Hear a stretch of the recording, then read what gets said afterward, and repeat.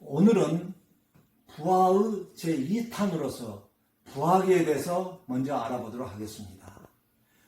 부화기라는 것은 알을 넣어서 병아리로 만드는, 부화시키는 그런 기계를 부화기라고 합니다. 부화기는 어떤 역할을 하느냐? 먼저 일정한 온도를 유지하는 것, 이것이 가장 중요한 그런 역할입니다.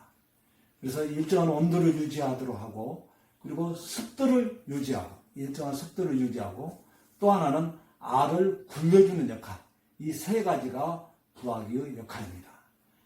이 세 가지를 어떻게 하느냐에 따라서 부화기가 이제 모양이라든가 형태가 각각 달라지는데,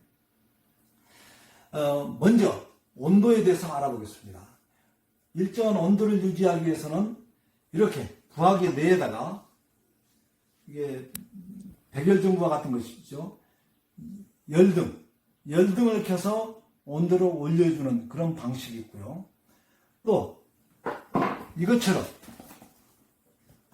부화기 내부에 열선이 있습니다. 열선이 있었고, 그 열선에서 나오는 열을 가지고 부화기 내부를 데워주는 방식, 이런 것이 있습니다. 그래서 크게 그런 두 가지로 나눕니다. 그리고 이 부화기 내부 온도가 균일할 수 있도록, 어느 구석이나 동일한 온도가 될 수 있도록 강제 환풍장치가 있습니다. 그래서 강제로 이 공기를 이게 환류시켜줍니다. 그래서 돌려주기 때문에 고루고루 동일한 온도가 유지될 수가 있습니다. 그래서 온도는 그런 식으로 합니다. 그 다음에 습도는 이제 물을 부어줍니다. 외부에서 물을 부어주면은, 물을 넣어주면은 그 수분이 증발하면서 그 부화기 내부 습도를 유지할 수가 있습니다. 온도는, 앞에 온도는 통상 37.5도에서 37.9도 이 사이를 유지합니다. 물론 알에 따라서 다소 차이가 있습니다만은 조금 온도를 높여주면 37.9도 정도로 올려주면은 부화 기간을 단축시킬 수가 있습니다. 좀 짧아지고, 반면에 37.5도 정도로 이렇게 낮추면은 부화 기간이 좀 늘어나고 그렇습니다. 그래서 알의 부화 기간이 21일이다 이렇게 얘기하는 것은 그것은 평균적인 것이고, 빠른 것은 한 18일에 나올 수도 있고, 늦은 것은 한 23, 4일에 가서 나올 수도 있다, 이렇게 보시면 되겠습니다. 참고로 어미닭의 체온의 평균은 41.1도입니다. 그러면 41.1도를 왜 여기다 안 맞추느냐?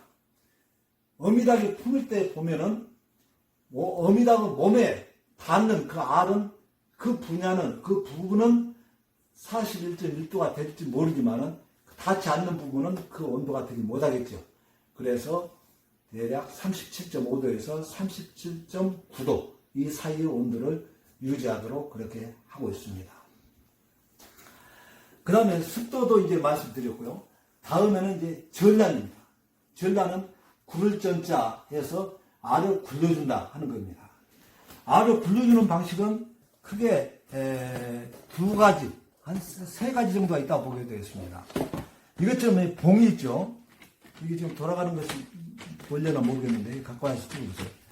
이게 이제 이거 전기를 넣지 않았기 때문에 이것이 안 도는데 이것이 돕니다. 그래서 전체가 같은 방향으로 이렇게 돕니다. 그러면은 이 돌면서 이 위에 있는 계란이 이게 돌아가겠죠. 그래서 이게 이렇게 돌아가는 겁니다.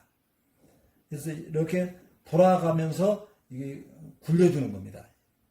이런 이 봉에 의해서 전란을 시키는 방법이 있고, 또 한 가지 방법은 어떤 것이냐면은 이렇게 판 자체가 움직이는 것이 있습니다. 이게 한번 화면상으로 보일지 모르겠는데, 이것도 지금 전기를 넣지 않았기 때문에 지금 움직이지를 잘 않는데, 이게 좌우측으로 움직이죠, 이게. 그래서 알을 여기다 놓으면은, 알을 여기다 이렇게 세워 놓으면은 이것이 이렇게 해서 좌로 45도, 우로 45도 이렇게 움직이면서 이 알을 흔들어 줍니다. 이렇게 해서 전란이 이루어집니다. 이게 보입니까? 예, 이렇게 해서 알을 이렇게 좌우로 흔드는 방법. 또 앞에서 이것은 알을 이렇게 돌려서 굴리는 방법. 그런 것도 있죠. 또 일부 부학이 보면은 이 바닥에 알이 놓일 수 있도록 이렇게 홈이 파져 있습니다. 홈이 파져 있었고 이 바닥에서 이게 롤러가 이렇게 돌아갑니다. 롤러가 이게 돌아가니까 이 안에서 이게 닿는 부분, 알하고 닿는 부분에서 이 롤러가 나와가지고 돌아가니까 이렇게 굴리는 이런 방식이 있습니다. 그런 방식이 있고 또 이제 일부는 이 바닥에다가 바닥에다 이 알을 그대로 놔두는 경우가 있습니다. 그럴 때는 인공적으로 이 알을 굴려줘야 됩니다. 인공적으로 굴릴 때는 어떤데 그 영상에 보니까 이렇게 알을 이렇게 놨다가 이렇게 놨다가 이런 식으로 방향을 이렇게 전환한다 이렇게 하는 데도 있는데 이것도 안 하는 것보다는 낫겠죠. 근데 좋은 방법은 이렇게 굴려주는 겁니다. 이렇게 굴려주는 것이 좋습니다. 그러면 왜 이것을 알을 굴려주느냐 안 굴려주면 어떠느냐 하는 것을 이제 알아야 되겠죠. 그래서 이 알을 굴려주는 목적은 크게 두 가지입니다. 하나는 고른 온도를 유지하는 것입니다. 어미가 알을 품습니다. 그럼 바닥에다, 이게 지금 연순이 바닥입니다. 바닥에다 놓고 어미가 이렇게 품으면 이렇게 되겠죠. 그래서 3분의 2 정도, 이 알을 3분의 2 정도는 어미가 품게 됩니다. 어미의 몸과 이 털로서 이렇게 감싸게 되겠죠. 그리고 한 3분의 1 정도는 이제 바닥에다 이렇게 닿는 형태가 되겠죠. 그런데 이 위에 있는 부분은 어미 체온으로 해서 상당히 따뜻하지만 이 바닥은 그렇게 따뜻하지 못하겠죠. 그러니까 알로 보면 위 온도하고 아래 온도가 차이가 있습니다. 그리고 이것은 액체이기 때문에 열 전도율이 높지 않습니다. 또 표면도 이 계란 껍질이 알 전도율이 높겠습니까? 안 높죠. 그러니까 이것을 굴려줘가지고 이게 위치 교대를 한 번씩 시켜주는 거죠. 위치 교대를 해줌으로써 고루고루 열이 전달돼서 이 안에서 이제 잘 성장할 수 있도록 도와주는 것이 전란의 첫 번째 목적이죠. 그래서 이제 온도, 전체적인 균일한 온도를 유지하는 것이 첫 번째 전란 목적이고, 두 번째는 이 안에 노른자와 흰자가 있습니다. 이것이 이제 수정란이라고 하면은 온도를 일정 온도, 통상 25도 이상이라고 합니다. 온도 이상으로 올려주면은 이 배아가 나와가지고 분할을 합니다. 세포 분열이 일어나면서 이게 이제 성장을 하는 거죠. 이제 눈이 이제 점점 커져가지고 이제 병아리 모양이 갖춰진다는 얘기죠. 그런데 이 배아가 처음에 형성될 때는 이 안에 있는 노른자나 흰자보다 가볍다고 합니다. 가볍기 때문에 이렇게 놔두면 이제 윗부분으로 뜨겠죠.